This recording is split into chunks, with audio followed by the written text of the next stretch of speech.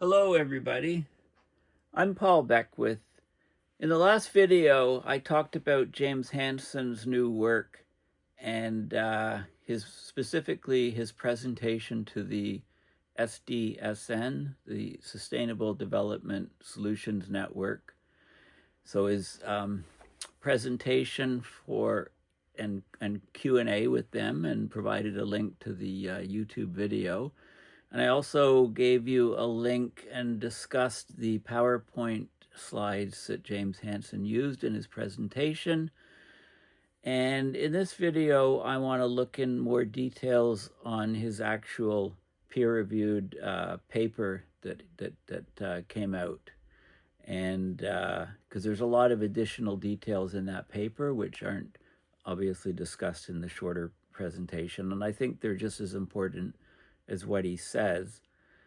You know, one of the things that I think is much more important is what really happened in the last interglacial period, in the Eemian period, 130,000 years ago. We know towards the end of the Eemian period that sea level rise rose several meters very, very quickly, and then continued to rise for a long period after the rapid rise. We also know from the we also know that the AMOC, the North Atlantic Meridional Overturning Circulation, actually shut off during that time period. And those two events, the AMOC shutdown and the sea level rise, are very, very important because, you know, they're telling us, they're giving us information about what's happening today and what we can expect. So we know that if the AMOC shuts down, that the heat, the massive amount of heat that's transferred in the oceans from the southern hemisphere to the northern hemisphere decreases significantly. Therefore, there's tremendous amount of heat buildup in the equatorial regions, but also in the southern hemisphere. And this tremendous heat buildup in the southern hemisphere would then greatly increase the melting rate of ice around Antarctica, and that could cause a collapse of the West Antarctic Ice Sheet, which we believe is responsible for that large sea level rise in the late Eemian. So it's all related. Of course, with an AMOC shutdown, the northern hemisphere would get cold up in the Arctic again, right? The melt rates would halt or even reverse in Greenland. The sea ice would come back. But it looks like the heat buildup in the southern hemisphere destabilizing the West Antarctic Ice Sheet is a much larger factor that would be triggered, causing a global rise in sea level, even though the Arctic contribution to that sea level rise from Greenland would be greatly reduced. So that's the sort of picture that is emerging from this work. Also, Hansen is arguing in this paper and previous papers that the AMOC could shut down as early as 2045, mid-century, and then that will precipitate that will put into play all of these processes that occurred in the Eemian, the last interglacial, and that will cause a great chaos on our planet if we let this sort of thing happen. He's always talking about, you know, things that we need to do for the children, for the young generation. I mean, his last book, Storms of Our Grandchildren, was about what our grandchildren will face, and Sophie's Planet will be out hopefully fairly soon, now that these papers are out of the way and some other stuff is out of the way for James Hansen. He can hopefully finish his book, and I think that will elaborate on all of these papers and all of the work that he's done. So let's look specifically now at this open source paper, and I'll provide the links in the description. It's Taylor and Francis. online. It's in the journal Environment, Science and Policy for Sustainable Development. Global warming has accelerated. Are the UN and the public well informed? Okay, well, let's just look at the abstract here. So global temperatures leaped more than 0.4 Celsius during the past 2 years. The 12-month average peaking in August 2024 at plus 1.6 Celsius relative to the pre-industrial, the new definition of pre-industrial being about 1818 to 1920. Other people use 1900, or other people use bracket at 1890. This is a 40-year time scale. Other people use 1870 to 1900, and there's a number of different things, but the baseline, remember the original baseline was 1750, and this baseline is about 0.15 to 0.2 above even that.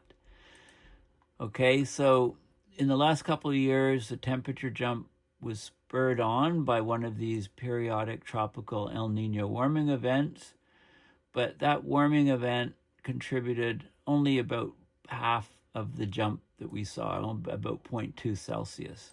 So the jump we saw was twice as large as what we would expect from the extra heat being released out of the oceans by the 2023-2024 El Niño. The other half of the warming was caused by the restriction of aerosol emissions by ships, so the reduction of sulfur in shipping fuels that was imposed in 1920 by the IMO to combat the effects of aerosol pollutants on human health.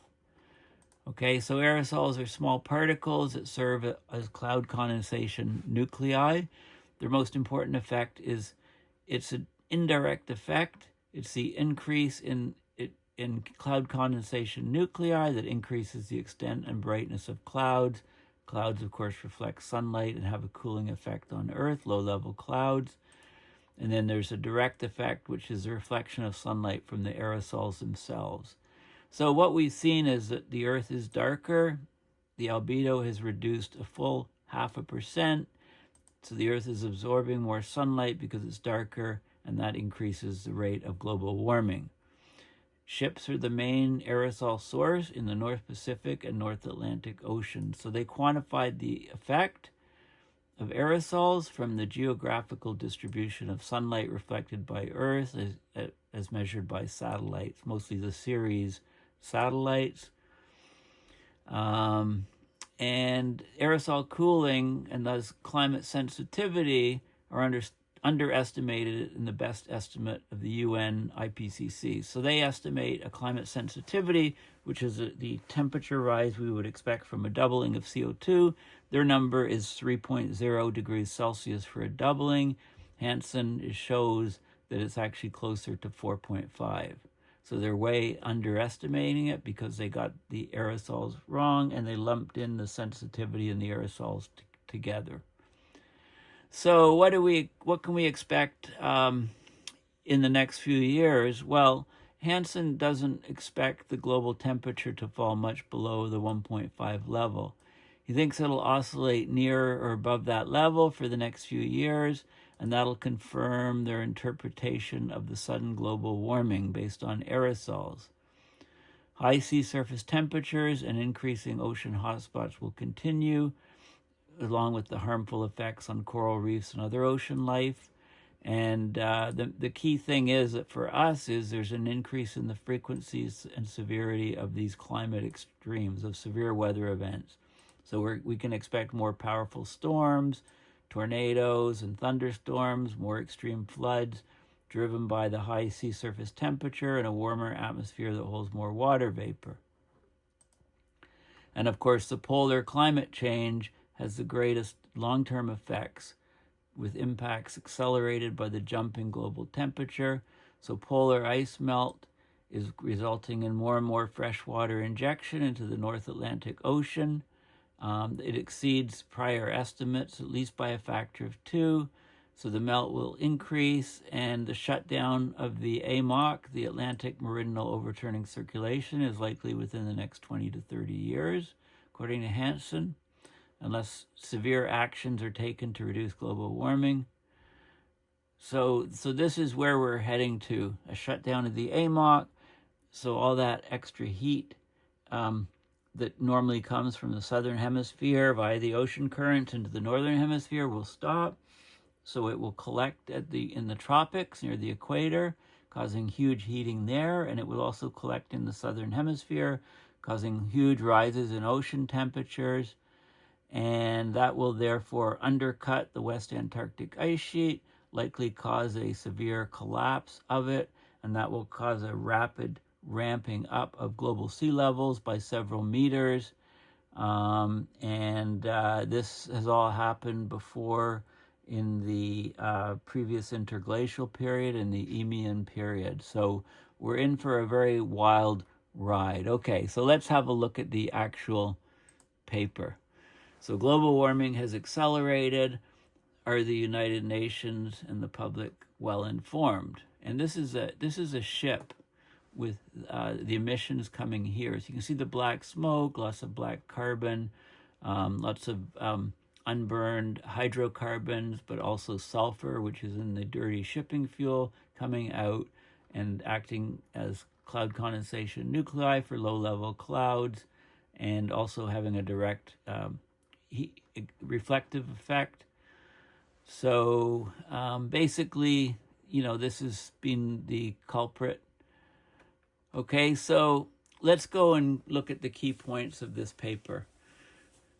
Okay, so first of all, global warming's accelerated since 2010 by more than 50%, right? The 1970 to 2010 warming rate was 0.18 degrees Celsius per decade, and that's increased to more than double that since 2010 to present. So it's more like 0.36 degrees Celsius per decade. Just do the math and you can see that we're going to cross 2 degrees Celsius in basically just over a decade to 15 years.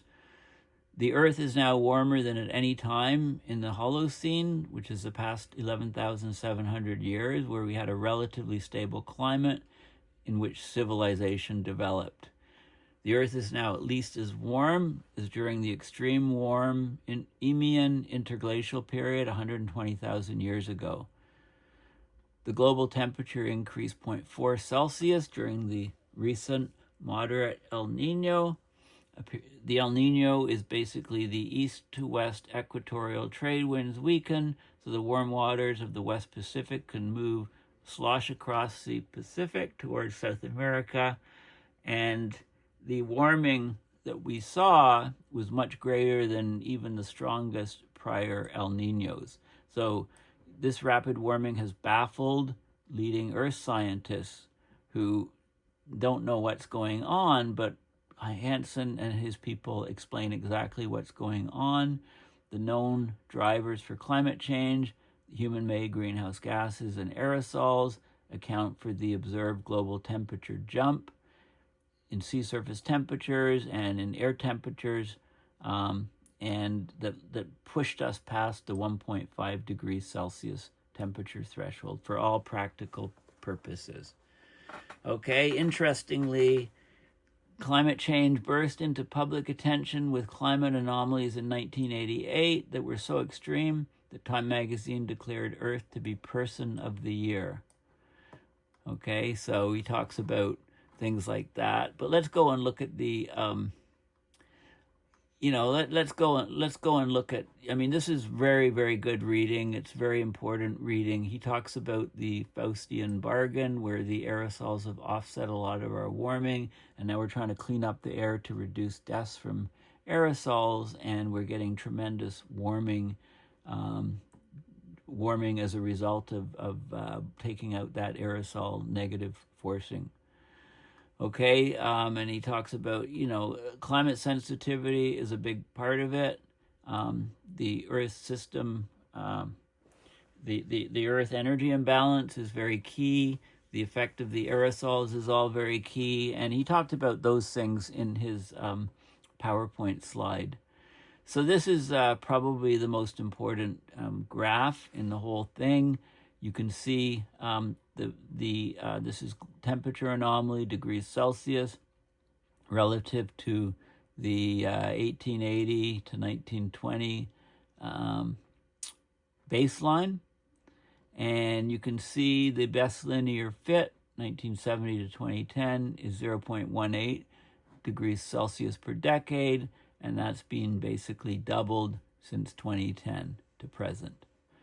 Okay, so that's a key factor, and this is the Faustian bargain, right? We've had the Faustian bargain is an offer to meet present desire at the cost of future detriment. Okay, so that's what aerosols have done. They've given us, we've benefited from having aerosols in the atmosphere as far as climate cooling is concerned, and now taking out the aerosols, the temperature is spiking up at much, much higher levels. So this is the future detriment. We're actually, it's paying the piper right now. Okay, so this shows the IPCC aerosol forcings. You can see the greenhouse gas forcing here. You can see the effect of the aerosols according to the IPCC, and they have it not changing that much here. And this is what their curve is, but we're finding that the warming is much, much faster. It turns out that the aerosol forcing is greatly reduced, so that jumps all these curves up. Okay, it talks about climate forcings that are imposed changes on the Earth's energy imbalance, like basically the natural ones. Is solar variability, the sun, and also volcanic eruptions, which put gases and aerosols into the Earth's stratosphere and cool the planet.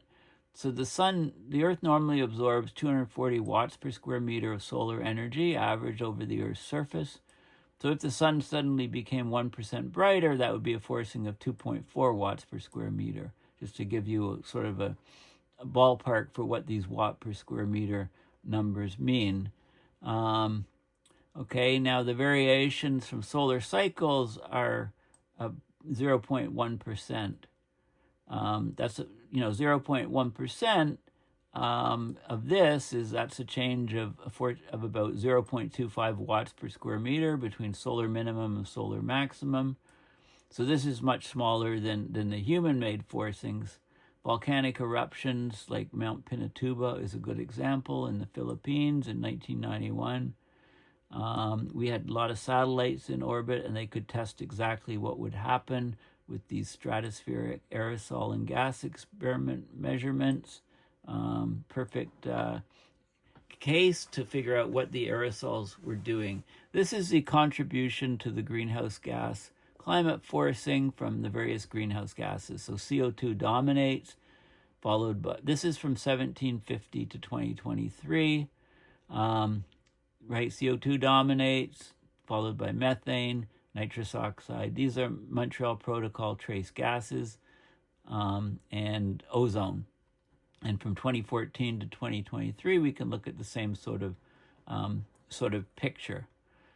This is how the solar output in watts per square meter varies with through the solar cycles. Okay, but it's only a small percentage. It's 0.1%. And you can see where we are right here. So this is definitely contributing a bit to the warming, but again, it's a small effect. This is sunspot number over time. So you can see as the sunspot number changes, the amount of radiation coming from the sun changes.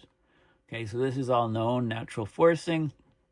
This is the Pinatubo eruption here, and it caused a large negative forcing here of over 3 watts per square meter.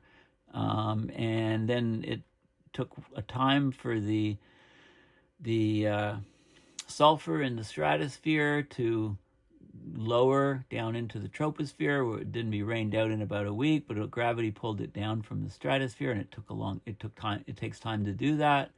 So, the volcanic eruption was here, started here, and the effect is in place, and for 2 to 3 years. Okay, this is the a large volcano. Recently was the Hunga volcano, and you can see the forcing here from 3 different groups, and it was an order of magnitude smaller effect than the Pinatubo, much smaller. So it's been accounted for. So given that we know precisely the natural climate forcings, volcanic aerosols, solar irradiance, as well as the human-made and natural greenhouse gas forcings, it's obvious that human-made aerosol forcing is the elephant in the climate forcing story that receives little attention. And there's a direct effect of the aerosols, which is the direct change in albedo from the reflection of sunlight by aerosols themselves. And then there's the indirect effect, because these things affect the clouds, the cloud formation, because they act as cloud condensation nuclei. So we can see those sort of things. And this is showing some cloud feedbacks in different climate models at different latitudes. There's lots of, so here he's showing some short wave, which is as opposed to long wave radiation, which is infrared, short wave, so direct light from the sun, the different cloud feedbacks, to try to get an idea as to how important these clouds are. Okay, so there's different models. High equilibrium climate sensitivity models are much closely match the observations of the clouds and the low equilibrium climate sensitivity models. So basically, Hansen's building up. It's like a puzzle. It's like a detective puzzle. You're trying to find a whodunit. You know, which factor is most responsible for this acceleration of warming in the last couple of years.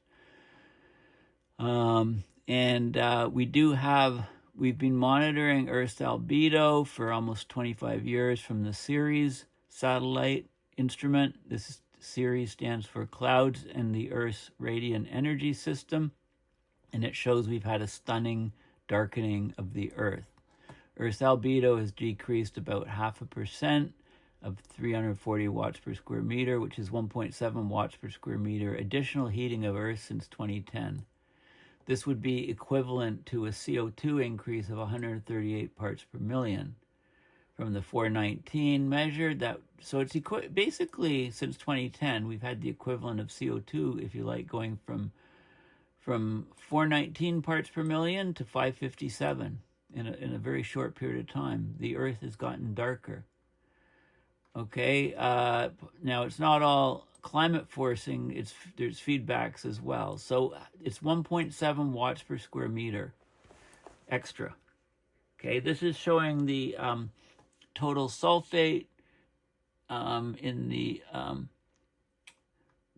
shipping fuels across the Earth, and this is a percentage of total sulfate from shipping. So up in these regions, almost all of it is from shipping.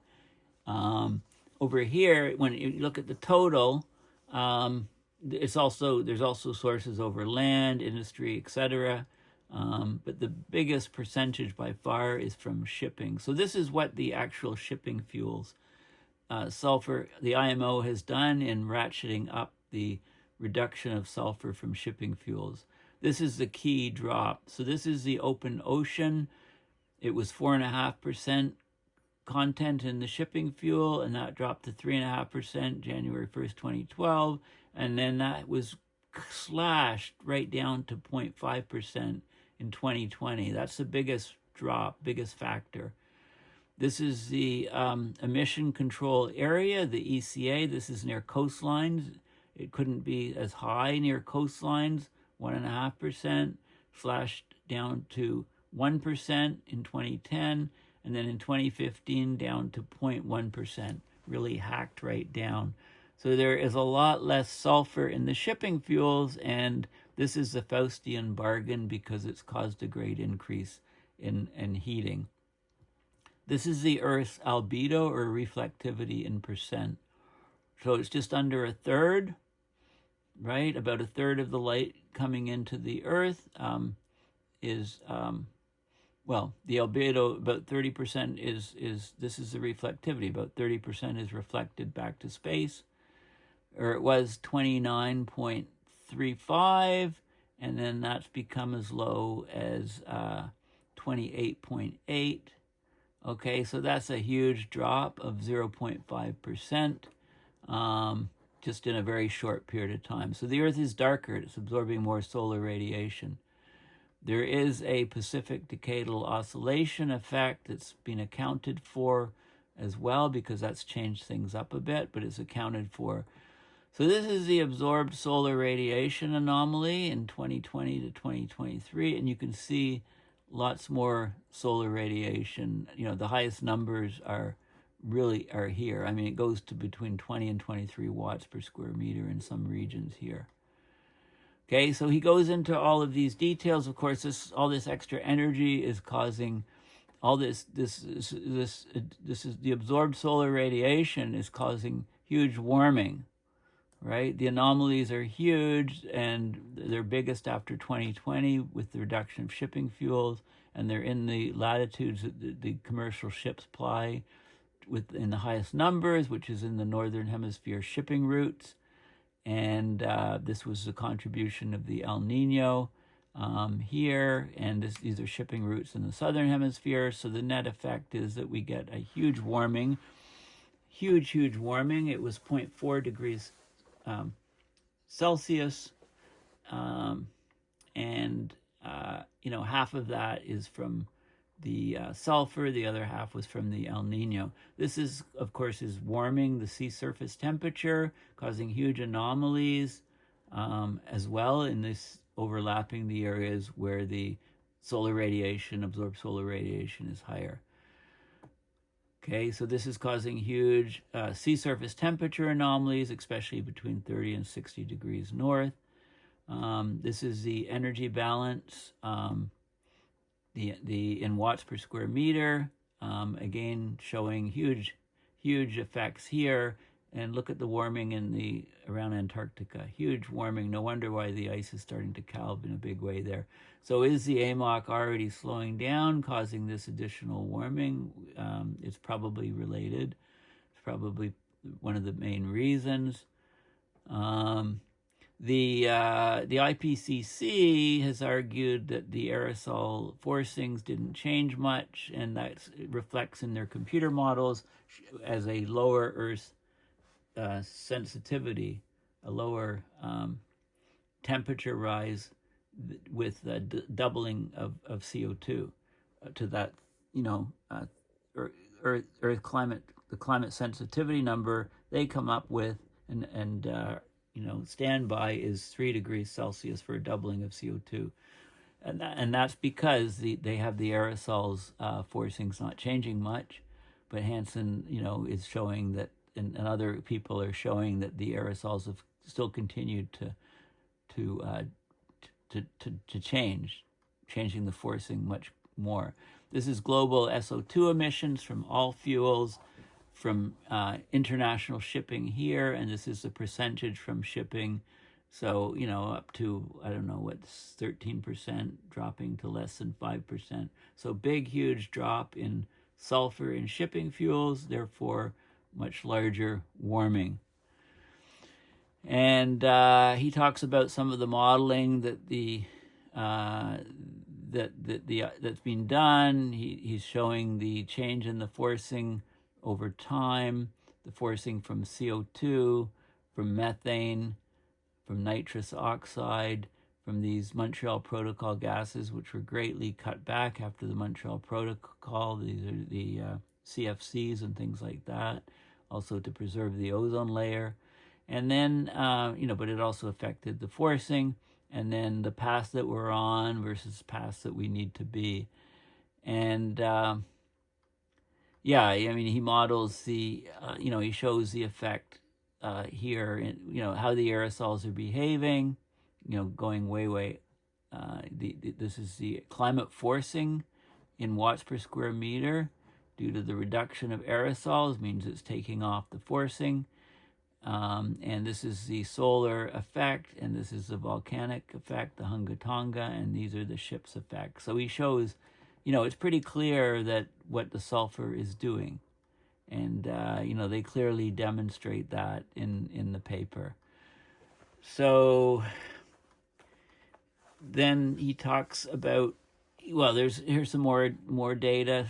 Detrended temperature in degrees Celsius from 1970 to now, how the temperature is spiked up. And he took out the effects of the ENSOs and so on. You can see this huge rise, which he's attributing to the aerosol reduction. Okay, so, and then he talks about the point of no return. Climate feedbacks, tipping points. So he says tipping points are a big concern in popular and scientific discussion of climate change. The most dire beliefs that today's accelerated warming is a sign of runaway feedbacks that are pushing climate beyond multiple tipping points. But he says, hold on a second. That's not what their analysis is showing. They're finding the acceleration of global warming is because of the reduction of the aerosols in this particular case. And then he goes to argues about the, climate feedbacks are real. Paleoclimate evidence shows that fast feedbacks, water vapor, clouds, and sea ice amplify climate sensitivity from 1.2 degrees Celsius for doubled CO2 with no feedback to between 4 and 5. I think the number they've settled on is 4.5, which was 4.8 a couple of years ago in the 2013 Hansen paper. Okay, but what he's saying is that the warming from the reduction of ship aerosols is 1/3 complete after 5 years. So we've had about 1/3 of the total warming that we're going to get from the reduction of aerosols, but he says the next third requires a century, and the final third requires millennia. Okay, so basically this is why he's arguing that we still have time to try to turn things around, but there's all of these other tipping points. He talks about the Amazon rainforest. He says the most threatening tipping point, the point of no return, will be passed when it becomes impossible to avoid catastrophic loss of the West Antarctic Ice Sheet with sea level rise of several meters. Okay, now what would sea level rise of several meters mean? It means those large areas in China, the US, Bangladesh, Netherlands, island nations, and at least half of the world's largest cities would be substantially submerged, an irreversible result in any timescale that people care about. Rising seas would be accompanied by increasing climate extremes that are already emerging at global temperatures of only 1 to 1.5 degrees. And he says sea level would not stabilize after West Antarctica collapses. There is at least 15 to 25 meters, 50 to 80 feet of sea level in Antarctica and Greenland ice in direct contact with the ocean. Okay, the last time Earth was at +2 Celsius relative to pre-industrial time in the early Pliocene, 2.5 million years ago, early Pliocene, sea level was 15 to 25 meters, 50 to 80 feet higher than today. Right? Sea level change takes time. So if we had a collapse of the West Antarctic Ice Sheet, the sea level would rise very quickly, several meters, and then it would continue rising for hundreds of years, basically. So coastlines would be continuously retreating.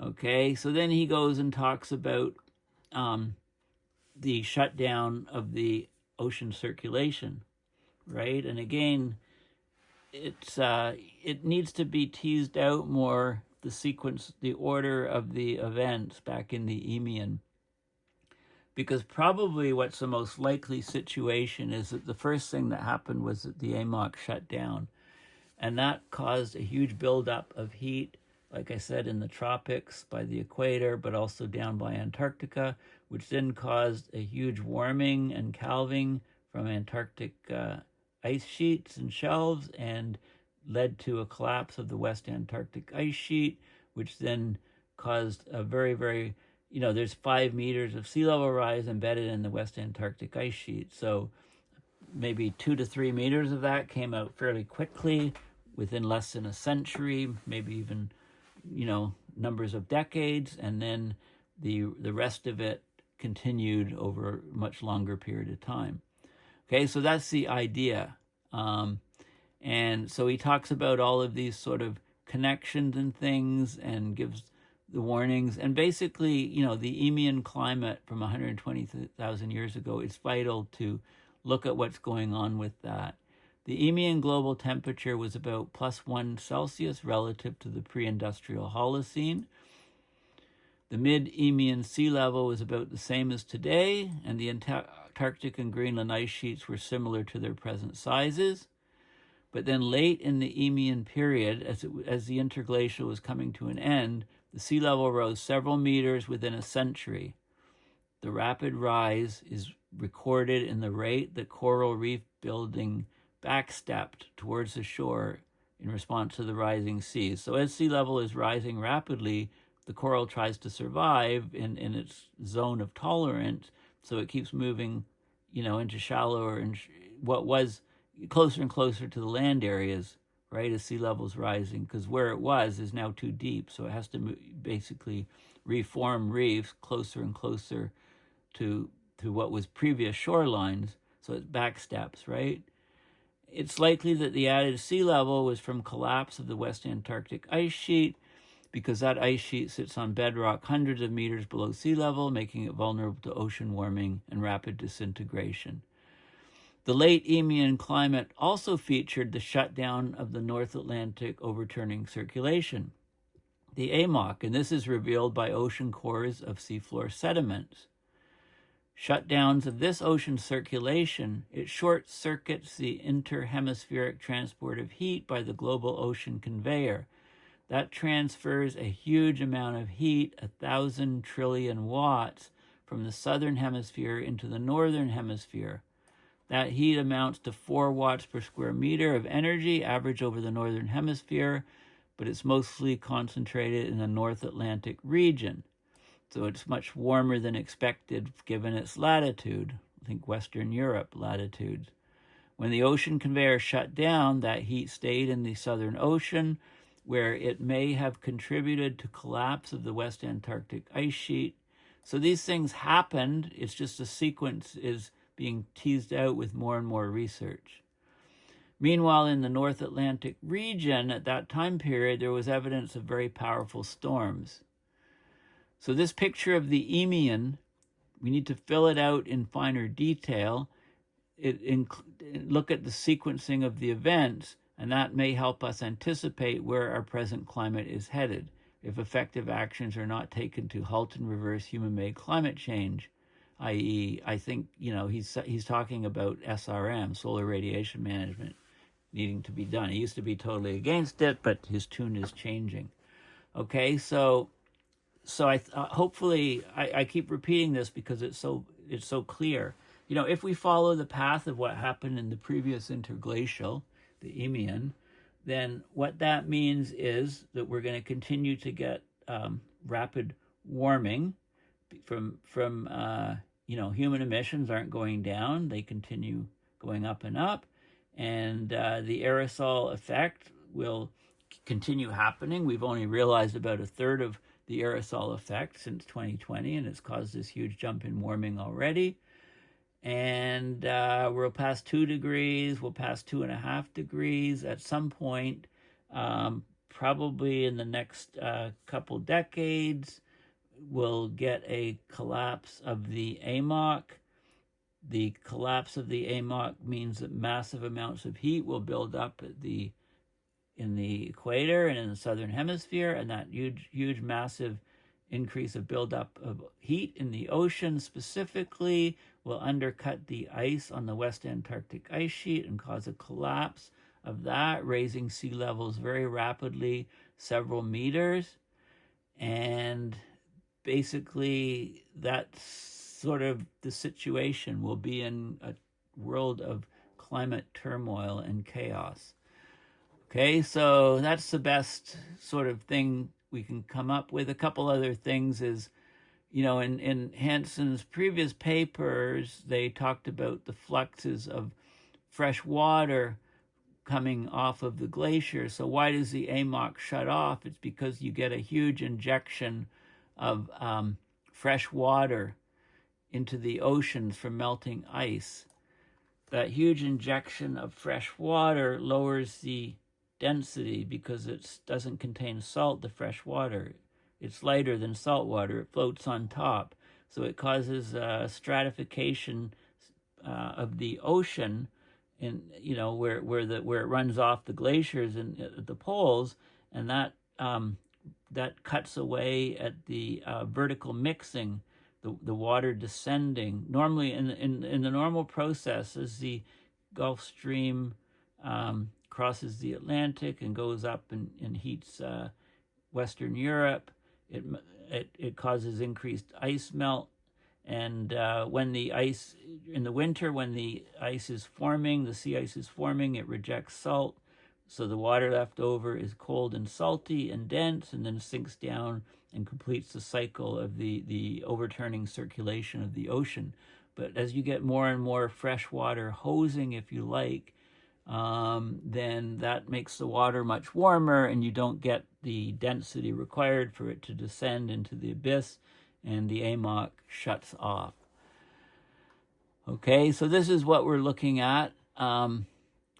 Our climate simulations led to the staggering conclusion that continued growth of ice melt will cause shutdown of the North Atlantic and Southern Ocean overturning circulations as early as mid-century, and non-linearly growing sea level rise reaching several meters within 50 to 150 years. Okay, and these results contrast sharply with IPCC conclusions based on global climate models. The problem is that the IPCC has relied almost exclusively on global climate models. The global climate models bunched together the climate sensitivity and the aerosols, and that's why they came out with a climate sensitivity of 3 degrees and not much aerosol effect. But in reality, the climate sensitivity is much, much higher. It's 4.5 degrees Celsius instead of 3, and the aerosol effect is much stronger, and the aerosol effect is really coming undone with less sulfur in the shipping fuels. Okay, so that's basically the bottom line. The Earth temperature only reached the Eemian level, plus 1 degree Celsius, about a decade ago. It's already now at 1.5 Celsius. It's crucial that we understand the implications of this warming for today's young people and their children and grandchildren. Because otherwise, we're going to head to West Antarctic Ice Sheet collapse. Well, probably AMOC shut down first, and West Antarctic Ice Sheet collapse, huge shedding from East Antarctic Ice Sheet, sea level out of control, huge rises of sea level, and climate completely unrecognizable. Okay, so he talks about global energy consumption. What I didn't see in here is in his talk, he said that a gallon of gasoline, that's, I guess, a U.S. gallon, is equivalent to an healthy adult's labor for 400 hours of labor. So this is why, we've relied on it to develop our civilizations. So